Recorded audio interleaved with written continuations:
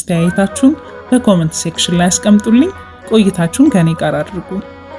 የዛሬ የመጀመሪያ ባለ ታሪኬ ዝናሽ ትባላለች። በትዳር ውስጥ ከገባው በኋላ ቁጡና ብስጩ ሆኛለሁ። ባህሪ ለራሴም ግራ ገብቶኛል። ይህን ለማስተካከል ምን ላድርግ ስትል ነበር የጻፈችው። ሃይ ቤተሰብ፣ ይኸውላችሁ የሚጨንቀኝን የራሴን ህይወት ልንገራችሁ እና ምክርም ጸሎትም ያስፈልገኛል። ይባስ ዛሬ በጣም ውዝግብግብ ያለ ስሜት ውስጥ ነኝ። እድሜ 22 ነው። የ6 ወር ልጅ አለኝ። ካገባው 2 ዓመት ሆኖኛል። ባሌን እወደዋለሁ በጣም።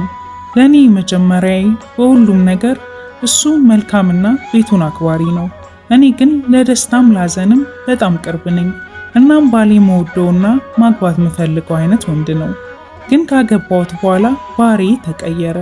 ብስጩ፣ ቁጡ፣ ችኩል ሆንኩ። ምክንያቱ አልገባኝም። ብቻ ለምን አገባው? ብረጋጋ ጥሩ ነበር።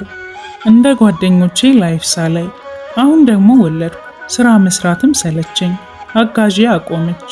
በቃ ሁሉም ነገር እኔን ነው የሚጠብቀኝ። ቀኑን ሙሉ ቤት ውላለሁ። ስራዬ ንግድ ነበረ፣ እሱም ቀረ። ትምህርቴም ቀረ። ዲፕሎማ በምህንድስና ጨርሻለሁ። ዲግሪ ጀምሬ ቀረ። በቃ ሁሉም እየደበረኝ እየመጣ ነው። እንኳን እንዲሆኜ ቀድሞም በምሰራበት ሰዓት እንዲሁ ነበርኩኝ።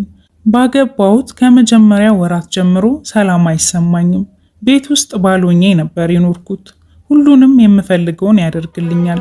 ለምን እንደሆነ ባይገባኝም አንዳንዴ መልካምነቱ ብቻ ይታየኛል፣ በተቃራኒው ክፋቱ ብቻ ይታየኛል። ምን ላድርግ? ምን ይሻለኛል? አሁን ቤቱ የጦር አዛዥ ቤት መስሏል። ዝም ጸጥ ነው። በፊት ኩርፊያዬን አልፎ ያወራኛል። አሁን ግን ባሰበት መሰለኝ ዝም ነው። እኔ ጨንቆኛል። ፈታ ብዬ ላወራው ፈልጌ ምንም አይመጣልኝም። የኔ ችግር በቃ ይሄ ነው። ምፈልገው ነገር ጠፍቶኛል። ጭራሽ አሁን ላይ የኔን ባህሪ ሙሉ እሱ ላይ በጥቂቱ እያየሁበት ነው። ለዚህስ ምንድነው ማረገው? በነገራችን ላይ እኔም ይሄ ሙድ በሚለቀኝ ሰዓት ቤታችን የሳቅ ድግስ ቤት ነው የሚመስለው ጌታን። እና እሱ በጣም ጨዋታ ይወዳል። እኔም ከሱ ብሳለሁ። ግን በመሃል የሚመጣብኝ ነገር ምን ላድርግ? ሁለታችንም ሰላም በሆንን ጊዜ በጣም እንጸለያለን። ከኔ እሱ ብርቱ ነው፣ ይጸልይልኛል። አሁን ከወለድኩ በኋላ በዚህ ቻናል ምክንያት ባል እንዴት እንደሚያዝ እያየው በጣም ተለውጪ። በለውጤ እሱ ራሱ ተገርሞ ነበር። ሳላኮርፍ 2-3 ቀን ሆኖኝ ነበር። ከትላንት ጀምሮ ግን በቃ ለኔ የሚሆነኝን የሚለውጠኝን ትዳሬን እንድወድ የሚያደርገኝን በቃ ካለፋችሁት ነገር ተነስታችሁ ምከሩኝ። ለውጤን ማጣት አልፈልግም። እወዳችኋለሁ ቤተሰቦች። በቀጣይ ታሪኳን የላከችልኝ ባለ ታሪኬ ኪያ ትባላለች። ፍቅረኛዬ ለ3 ዓመት አብሬው እንደሆን ከለመነኝ በኋላ አብረን ሆንን። አሁን ግን በተራው እሱ እየተበቀለኝ ነው ስትል ነው የጻፈችው። ሴቶችዬ ከእናንተ መላ አይጠፋም፣ እስኪ አማክሩኝ። ፍቅረኛዬ ለ3 ዓመት ሲለምነኝ እምቢ ብዬ በመጨረሻ አብረን ሆንን። ከጊዜ ወደ ጊዜ በጣም ወደድኩት። አኩራፊ ነው፣ በትንሽ ነገር ያኮርፋል። ከምንስማማበት የምንጣላበት ቀን ይበዛል። ሁሌም እሱ አይሳሳትም፣ ትክክል እንደሆነ ነው የሚያስበው። በእድሜ ከኔ ትልቅ ነው። ጓደኞቹ ለምን አታገባም እያሉ ይጨቀጭቁታል። አንድ ጓደኛው ከሌላ ሰው ጋር ሊያገናኘው እንደሚፈልግ ነግሮኝ ነበር። በተደጋጋሚ ስልኩ ላይ የምትደውል ሴት አለች። ለምን ስለው ሌላ ምክንያት ይሰጠኛል። አብረን ሆነን ትደውላለች። አንስቼ ተኝቷል፣ ሻወር እየወሰደ ነው፣ መልእክት ካለች ስላት አይ በቃ ይቅርታ ብላ ትዘጋለች። ስልኳን ወሰድኩ። ለማጣራት ግን ከመደወሌ በፊት ራሱን ጠየቅኩት። ምንም ሳይደብቅ ጓደኛው እንዳገናኘው አንድ ቀን እንዳገኛት ነገረኝ። 1 ሳምንት ቆይቶ አብረን ሆነን ደወለች። አላነሳም አለ። ለምን ስለው አልፈልጋትም ግን በተደጋጋሚ ትደውላለች አለኝ። በጣም ተናድጄ የደበከኝ ነገር ካለ ንገረኝ ስለው ሁሉንም ነገር ነግሬሻለሁ፣ ከፈለግሽ ደውለሽ ጠይቂያት አለኝ። ያገናኘውንም ሰውዬ ጭምር እንድጠይቀው ነገረኝ። ግን ያገኘዋት ቀን ስሜያታለሁ አለኝ። ተጣልተን ሄደ። ከሄደ በኋላ ስደውልላት እሱ ያለኝን ደገመችልኝ። ስላልደበቀኝ ደስ አለኝ። ግን ከዛ በኋላ እሱን ማመን አቃተኝ። እጅግ በጣም እወደዋለሁ። ከሱ መለየት አልፈልግም። ግን እየመሰለኝ ያለው እንደወደድኩት ሲያውቅ የ3 ዓመት ልመናውን ወደ በቀል እየቀየረው መሰለኝ። ደግሞ ሳላምነው እንዴት መቀጠል እችላለሁ? አማክሩኝ እስኪ። ቀጣዩዋ ባለታሪኬ ፍሬ ትባላለች። በወንድምነት የተጀመረው ግንኙነት ወደ ፍቅር ተቀየረ እና አሁን ላይ ፈጣጠነብኝ። አንቺ ጋር ልምጣ፣ በዓል አብረን እናሳልፍ እያለ ነው።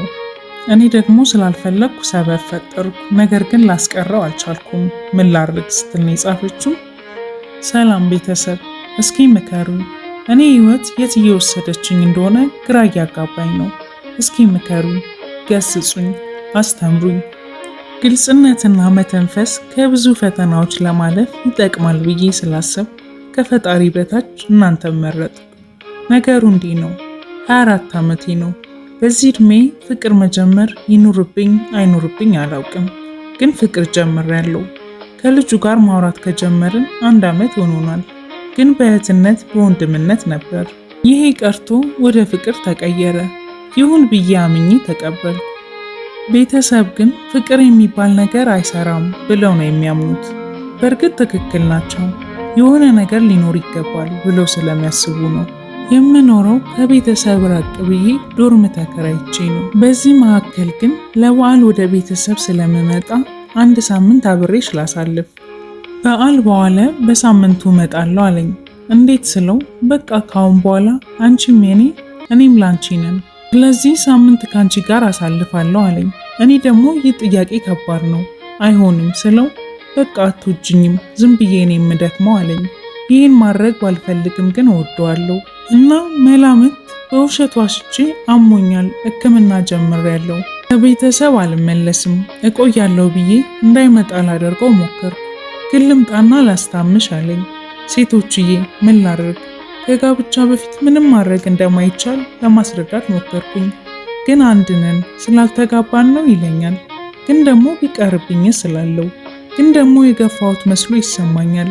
የኔ ጥፋት ሊሆን የሚችለው ከምኑ ነው? እስኪ እናንተ መላበሉኝ። አንድ ላይ መሆን የማንችልበት ምክንያት ደግሞ የስራ ቦታችን የተለያየ ስለሆነ ነው። የመጨረሻ ባለታሪኬ ስሟ እንዲገለጽ አልፈለገችም። የጓደኛዋን ታሪክ እንደዚህ ነበር የጻፈችልኝ። ሰላም፣ እንዴት ናችሁ? አንድ ሰሞኑን ያሳሰበኝ ነገር አለ። አንዲት ጓደኛዬ በጣም የልብ ናት ማለት ቢከብደኝም ጥሩ እንግባባለን። ኦልሞስት 10 ዓመት በላይ። ታዲያ ከ5 ቀን በፊት እፈልግሻለሁ ብላኝ መጣች እና ትንሽ እየተጫወትን ከቦርሳዋ የአልትራሳውንድ ውጤት አውጥታ እርጉዝ እንደሆነች ነገረችኝ።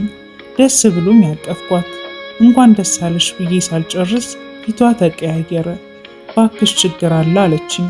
ምን ነው ስል እርጉዝ መሆኗን ሳታውቅ መድኃኒት እንደወሰደችና ዶክተሩን በጣም ከባድ እንደሆነና 75% የአእምሮ ችግር ያለበት ልጅ እንደሚሆን እና በጊዜ እንድትወስን እንደነገራት ነገረችኝ። ብደነግጥም ግን ምን ሆነሽ ነው? ፈጣሪ ያለ አንቺ ብቻ አይደለች ሳታውቂ ዋጥሽው፣ እግዚአብሔር ያውቃል። አይዞሽ ብላትም አልተዋጠላትም። በቃ ሌላ ቦታ ቼክ ይደረግ አልኩ። ሄደች። ግን እዛም ያለው ዶክተር ተመሳሳይ ነገር አለ። 11 ሳምንት ነው ጊዜው። አሁን ማወቅ አይቻልም። 20 ሳምንት ላይ ነው። የዛኔ ደግሞ መወሰን ከባድ ነው። ስለዚህ በጊዜ ይቋረጥ ብላ ወሰነች። ደውላ ስትነግረኝ ከባለቤቷ ጋር እንድትማከር ደጋግሜ ነገርኳት። አልፈለገችም። ቆይ እንዴት ያለሽ ለምን አልነግሪውም? ሲጀመር ምን አጠፋሽ ስላት አንቺ አልገባሽም፣ የመጀመሪያ ልጃቸው 3 ዓመት ስለሞላት ውለጅ እያለ እንደሚጠይቃት መድኃኒትም እንድትጠቀም እንደማይፈልግ እሷ ደግሞ ቆይ ትንሽ እንቆይ ከገቢ አንጻር እንደምትል በዚህ እንደሚጨቃጨቁ እንደ ልብሽ ከጓደኛሽ ጋር ለመዞር ነው እንዳላት። ስለዚህ አያምነኝም፣ አልነግረውም፣ ያጣላናል። ካንቺ ውጪ ለማንም አልነገርኩም አለችኝ። በስተመጨረሻም አብረን ነው የምንሄደው ሜሪ ስቶፕስ ብላኝ ቁጭ። በጣም ደነገጥኩ። እንደ ጓደኛ አማክራኝ እምቢ ማለቱ ከበደኝ። ግን ደግሞ ፍጹም አልፈልግም። እኔም የ5 ወር እርጉዝ ነኝ። እንዴት እንደዚህ አይነት ቦታ ሄዳለሁ? እሷስ የሆነ ነገር ብትሆንብኝ ምን ልሆን ነው? ለቤተሰቧ ብትናገርስ ድረሱ ይባላል፣ ማንም አይስማ አለች። ታዲያ እኔ ምን ልሁን? 2 ነፍስ ሆኜ እንደዚህ አይነት ቦታ መሄድ አይከብድም? በጣም ጨንቆኛል። እሷስ ምን ታርግ? ከማን ጋር ትሂድ? ማን አይዞሽ ይበላት? እንዴት ብዬ አልችልም ልበላት? አድማጮቼ ለዛሬ ይዤላችሁ የመጣኋቸው ታሪኮች እነዚህን ይመስሉ ነበር። በታሪኮቹ ዙሪያ ያላችሁን አስተያየት በኮመንት ሴክሽን ላይ አስቀምጡልኝ። መልካም ጊዜ